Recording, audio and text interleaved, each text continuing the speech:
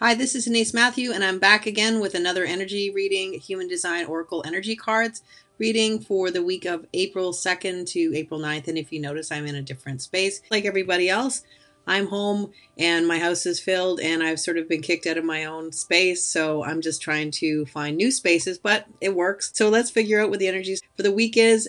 It's been a bit of a roller coaster. I think we've all sort of been up and down, and sometimes I feel like we're almost in an illusion, like it isn't really happening. Like this whole the way the world is shifting so much, it's almost like it's not even really happening, but it really is. A lot of us are getting frustrated with being inside and all those kind of things, and I think the most important thing is just to, you could say positive, have a positive attitude, but you could also say that that's not always going to work, and we're going to have meltdowns, and just don't let the meltdowns overshadow all the rest of the things that you have in your life. So let's get started on this reading and see what we can see. So I'm going to do it just like I did last week, and the first card is going to be the current situation. The second card is going to be what are the expectations for the week. The third card is going to be what are the hidden influences that we don't necessarily see. The fourth card is going to be the advice that we need to get through, and the fifth card is going to be what could potentially be the outcome for the week.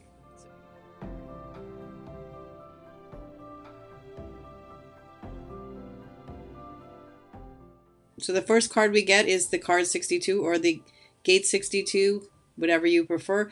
It's the card of practicality, and it really is about being led out of the, if you notice this, there's a woman there and she's coming out of a fog. So what this is talking about is finally finding some clarity of what exactly is going on, because literally, if we're going to be honest, everything that's been happening has really been in a fog, and we really don't know what's happening, what's not happening, what's true, what's not true. There's a lot of unusual stories out there. Some of them are true, many are false. And so this week, the energy is saying that we're finally coming out of the fog. And I think that it's kind of interesting, because I know that soon Mercury will be coming out of Pisces. It's a difficult energy for Mercury. Mercury is all about communication. The planet Mercury is all about communication, ideas.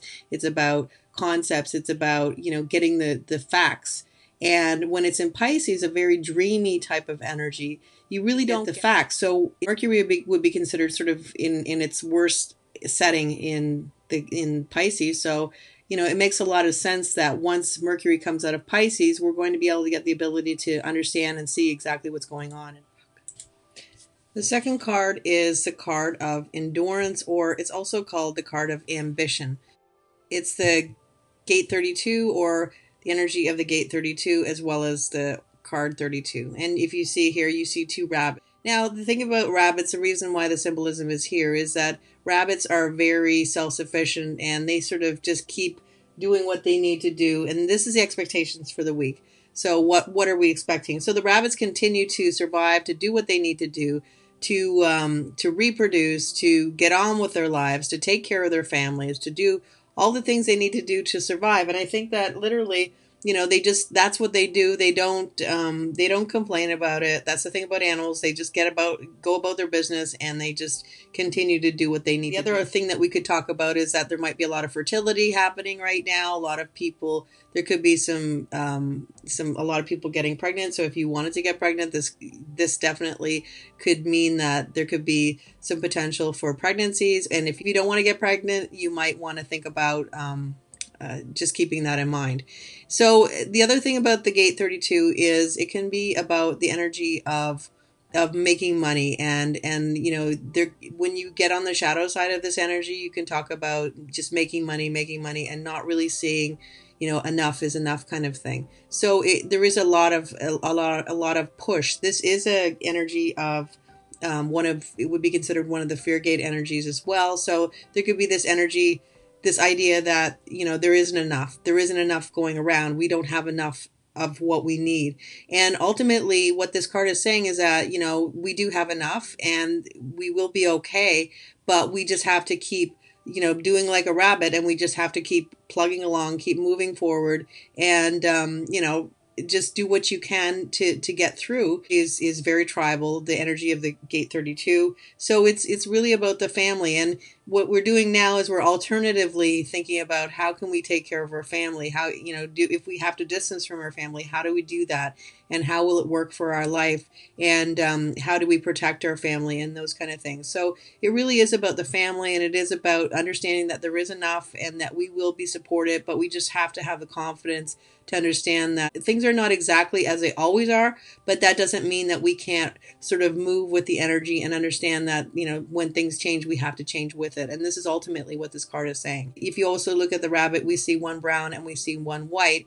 The theory is that, rabbits can change their coat so that they blend in with the snow in the winter. And in the summertime, they blend in sort of more with the colors of summer. So, again, this is, they're adapting to what they have to adapt to. It's a really great symbolism for, adapting, getting through it, and coming out on the other side.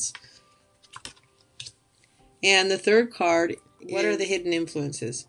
So what we see here is intimacy. Now, what we are talking about, the energy of breaking barriers. This could be an energy of sort of a sexy energy.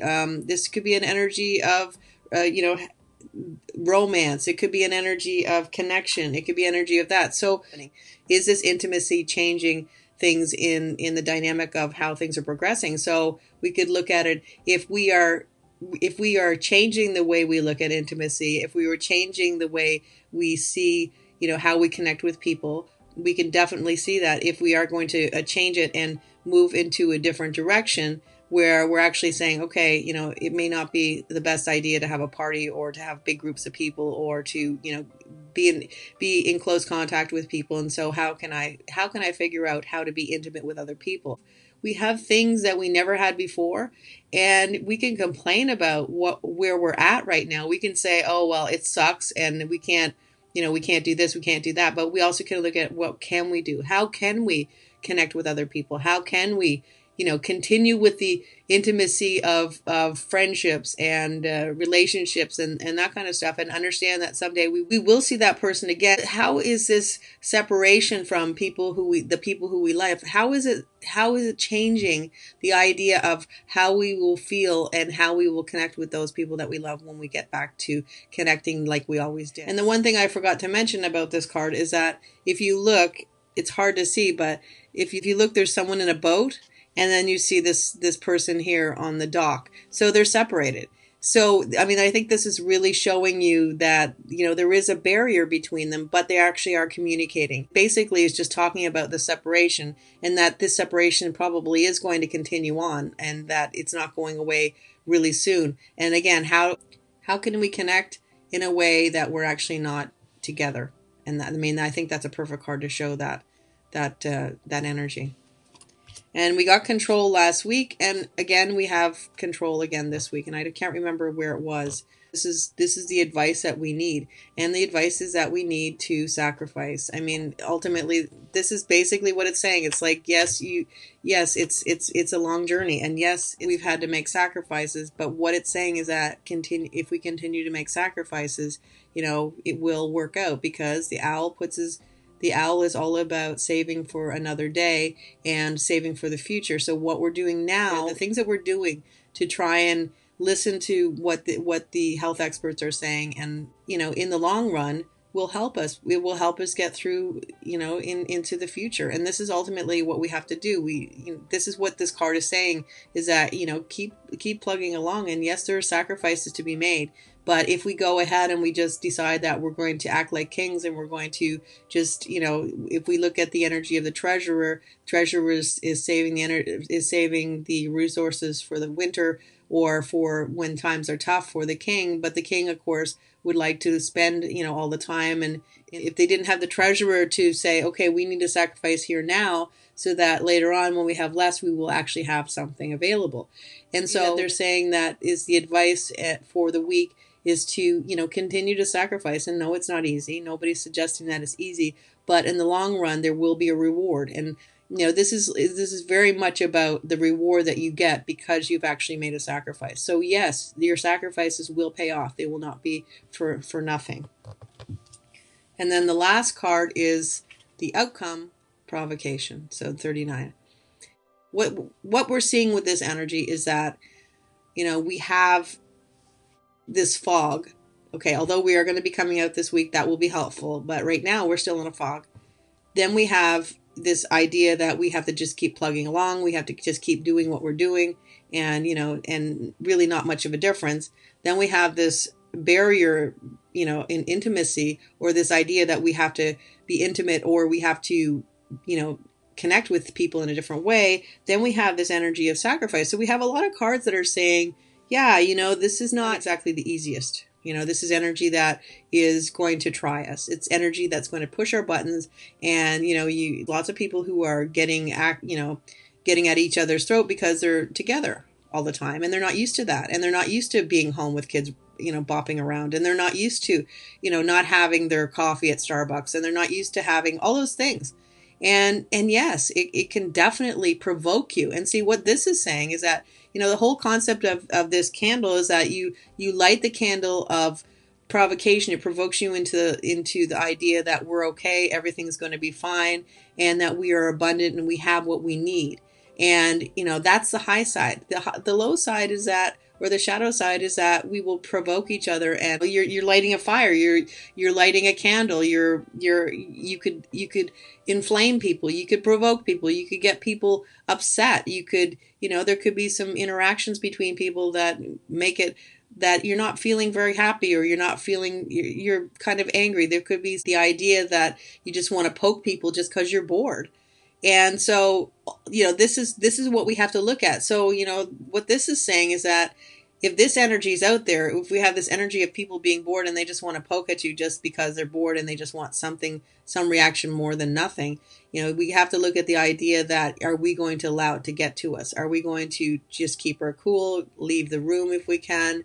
Do whatever we can to diffuse it, because, from one flame to the other, you can notice that they're burning.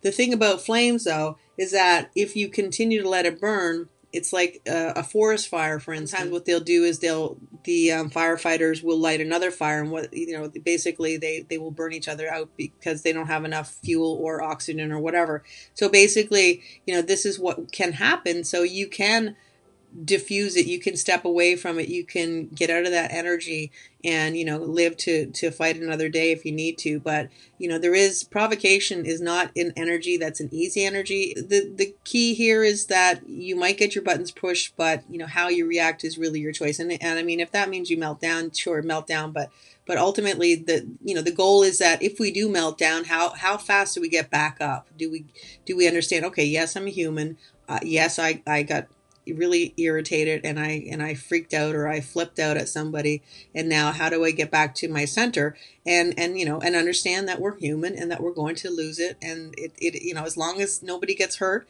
and if we need to break our space, break work space, go into a different area, do whatever you need to do just to sort of release that energy. And another thing that we can talk about with this fire energy is this idea that activity is really, really helpful. And I know that it's not easy to be active inside, but if there's anything you can do, even in, running in place or stretching or something that you could do that's within the confines of your house where you actually get burning some energy. If anybody has any of those interactive video games, if you have that, that's a great way to burn energy. So and if you're lucky enough that you have a backyard, you could go in the backyard and walk around. So, there's ways to burn your energy and to diffuse that anger of, just this, being confined and so forth. So that is basically it for today, and I will be back again next week, and I hope you enjoyed it, and I hope everybody's keeping well. And I know we're dealing with a brand new world, but we can get through it. And the most important thing is that we all remember that we're all in it together. Yeah. Everybody in the world pretty much is living some version of what you're living. So just remember that you're not in it alone. And again, I will be back next week, and take care. Bye for now.